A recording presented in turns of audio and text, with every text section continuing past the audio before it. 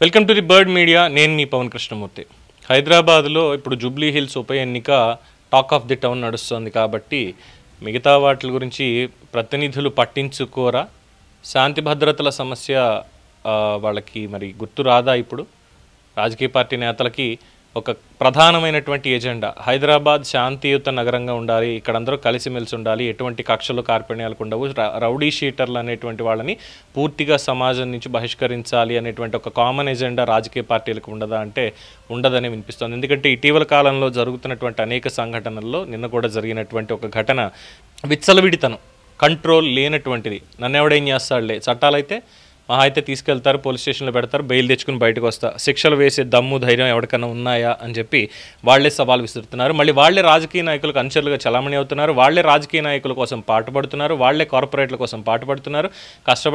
కష్టపడి పనిచేయడం in the sense వాళ్ళు ఏదో రాళ్ళు కొట్టి లేదంటే స్ట్రాటజీ అప్లై చేసి పనిచేయరు, కత్తులు కటార్లు పట్టుకుని తిరుగుతుంటారు, భయభ్రాంతులకు గురి చేస్తారు, అవసరమైతే రోడ్డు మీదే కడ తేరుస్తారు. అలాంటిదే నిన్న ఒక ఘటన కూడా జరిగింది. ఒక రౌడీ షీటర్ బాల్ రెడ్డి అనేటువంటి ఒక రౌడీ షీటర్ జగద్గిరిగుట్టలో, అంటే కూకట్పల్లి కాన్స్టిట్యుయెన్సీలోకి వస్తుంది.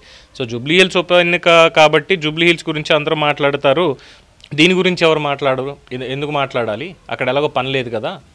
ఒకవేళ అక్కడ పని ఉంటే కనుక అక్కడ రౌడీ షీటర్ని వీళ్ళని బైండ్ ఓవర్ చేయొచ్చు. ఎందుకంటే చిన్న శ్రీశైలం యాదవ్ లాంటి వాళ్ళని దాదాపు 100 మంది రౌడీ షీటర్లు జూబ్లీ హిల్స్ పరిధిలోకి వచ్చేటువంటి జూబ్లీ హిల్స్ అసెంబ్లీ కాన్స్టిట్యుయెన్సీ పరిధిలోకి వచ్చేటువంటి ఎర్రగడ్డ, బోరబండ, యూసఫ్గూడ, వెంగళరావు నగరు, రహమత్ నగరు, షేక్పేట ఈ కాన్స్టిట్యుయెన్సీలో రౌడీ షీటర్లందరినీ కూడా బైండ్ ఓవర్ చేశారు. కానీ మిగతా వాళ్ళ చోట్ల మర్చిపోయారని చెప్పి మళ్ళీ గుర్తు చేసే విధంగా నిన్న ఒక ఘటన జరిగింది. హైదరాబాద్ నగరంలో జగద్గిరిగుట్ట బస్టాండ్లో ఒక దారుణ సంఘటన చోటు చేసుకుంది. పట్టపగలందరూ చూస్తుండగానే ఒక యువకుడి మీద రౌడీ షీటర్ కత్తితో హత్యాయత్నం చేశాడు. రోషన్ అనే యువకుడి మీద బాల్ రెడ్డి అనే రౌడీ షీటరు ఇంకో 2 వ్యక్తులతో కలిసి పలుమార్లు దాడికి పాల్పడ్డాడు కత్తితో. తీవ్రంగా గాయపడడంతో సమీపంలోని ఆసుపత్రికి తరలించారు. రక్తపు మడుగులో ఉన్న రోషన్ చూసి స్థానికులు భయాందోళనకి గురయ్యారు. వెంటనే బాల్ రెడ్డి బైక్ వేసుకుని అక్కడి నుంచి పారిపోయాడు. ఇది జరిగినటువంటి సంఘటన. ఇది విజువల్స్ నేను మీకు చూపించను, ఎందుకంటే రక్తసిక్తమైంది కాబట్టి యూట్యూబ్ వాడు కూడా మా భరతం పడతాడు.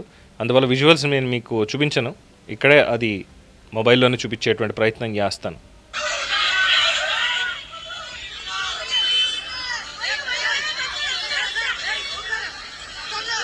ఇంతకుమించి ఎక్కువ వద్దు, భయపడతారు. బట్ అక్కడ ఉన్నటువంటి పరిస్థితిని నేను వివరిస్తాను, చూస్తున్నాను కాబట్టి. పబ్లిక్ పక్క నుండి అరుస్తున్నారు. పక్కనే కొబ్బరి బండి ఉంది, ఆ పక్కనే చాలా పెద్దవాళ్ళు. ఈ రౌడీ షీటర్ ఒక్కడే ఉన్నాడు, చుట్టుపక్కల జనం ఒక 100-200 మంది పైచిలుకున్నారు. బండి మీద ఉన్నటువంటి వాళ్ళు ఉన్నారు.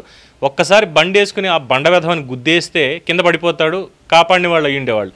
అది కూడా చేయలేదు ఎవరు కూడా. ఇంకో పక్కనే పెద్ద మనిషి బుల్లెట్ వేసుకొచ్చేసరికి ఈ బాల్ రెడ్డి అనేటువంటి రౌడీ షీటరు అలాగే పక్కన ఉన్నటువంటి ఇంకో 2 వ్యక్తులు బండి మీద ఎక్కి చక్కగా వెళ్ళిపోయారు.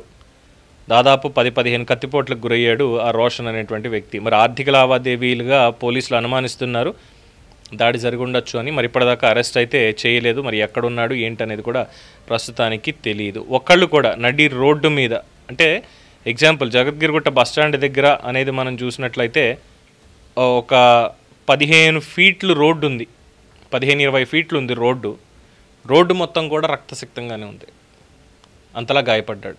చాలా పెద్ద happening area, market, Jagadgirigutta market అంటే అందరికీ తెలిసిందే, ఇండస్ట్రియల్ ఏరియాగా కూడా ఉంది.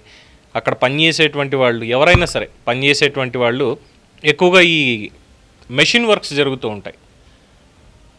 జరుగుతాయి, వెల్డింగ్లు, అలాగే మెషిన్ టూల్స్ తయారు చేయడాలు ఇవన్నీ జరుగుతూ ఉంటాయి. ఇనప ముద్దలు ఉంటాయి. ఒకటి తీసి నడ్డి మీద వేసి ఉంటే అక్కడ పడిపోయి ఉండేవాడు, కనీసం కాపాడేవాడు. అంటే మన ప్రజల్లోనే చైతన్యం లేదులేండి. పోలీసులను ఇంకొకరిని ఎందుకు అనుకోవడం, ప్రభుత్వాన్ని ఎందుకు అనుకోవడం? సో వాళ్ళని చూసి భయభ్రాంతులకు లోనైపోయారు ప్రజలు. ఒక్కడిని చూసి భయభ్రాంతులకు కొన్ని 100 మంది లోనైపోయారు అక్కడ. అది మన సమాజ దౌర్భాగ్యం. మరి పోలీసులు కానీ ప్రభుత్వం కానీ ఈ రౌడీ షీటర్ల వ్యవస్థ మీద చర్యలు, పోలీసులు ప్రభుత్వం కూడా వద్దు, మొత్తం రాజకీయ పార్టీ నేతలందరూ కూడా రౌడీ షీటర్లు వీళ్ళందరినీ పక్కన పెడతారా? సమాజాన్ని ఉద్ధరిస్తారా? ఏమన్నా లేదు, మా రాజకీయం ఇంతే అని ఊరుకుంటారా? దీని మీద మీ అభిప్రాయాన్ని కామెంట్స్ రూపంలో తెలియజేయండి. చూస్తూనే ఉండండి ది బర్డ్ మీడియా. ఈ వీడియో కనుక మీకు నచ్చినట్టయితే లైక్ చేయండి, షేర్ చేయండి, సబ్స్క్రైబ్ చేయండి, అలాగే పక్కనే ఉన్న బెల్ ఐకాన్ని క్లిక్ చేయండి.